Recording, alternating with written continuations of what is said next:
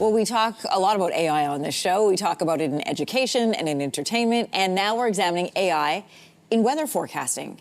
From a series of new AI weather prediction models, AI is spurring a revolution in meteorology and in some cases proving to be faster, more detailed, and cheaper to produce. For a closer look at what this means for the future of weather forecasts, I'm joined this morning by Amy McGovern, professor with the School of Meteorology at the University of Oklahoma. Good morning. Good morning. So how are these AI weather models different than what's been used previous?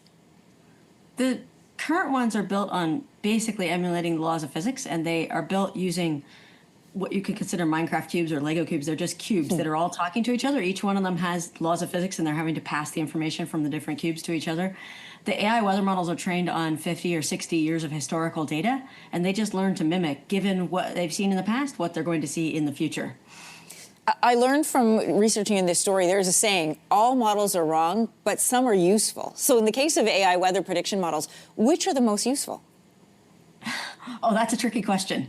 They're different models that are working on different questions. You know, I saw that you were going to talk about hurricanes, and the Google DeepMind model is great on hurricanes, but you know, there are other models that are doing well at looking at large-scale temperature shifts and things like that. So it's more about what they're focusing on. And what excites you about this development?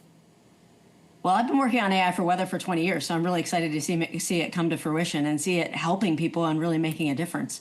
And I'm excited about what the future is going to bring us, because this gives us the real possibility to be able to give us personalized forecasts, heavily hyper-personalized forecasts.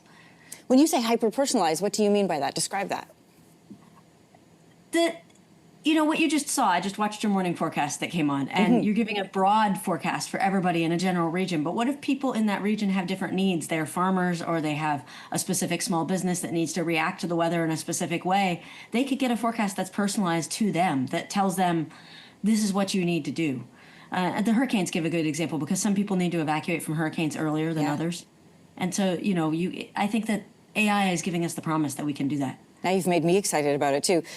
Talking about Google's DeepMind AI hurricane model, as you pointed out, it was exceptionally strong at tracking and predicting the intensity. Outside of data, how does that help? Give us more of a description of how it helps on the ground when you have that kind of detailed information. Well, it helps you prepare, and it helps you prepare more in advance. If you know that the model is doing well and it's predicting that the formation of the hurricane is going to happen a day or two before all the other models, you have that much more time to get that information out there and to get resources in place. It's not like we're going to stop the hurricanes. Right. But if we know that it's about to be a Category 5, which in the case of Melissa, this one was able to predict that it was going to intensify to a Category 5 faster than all the other models, then you can put the resources in place to help people survive it more. And in the cases like this, timing is everything in terms of evacuations and preparation.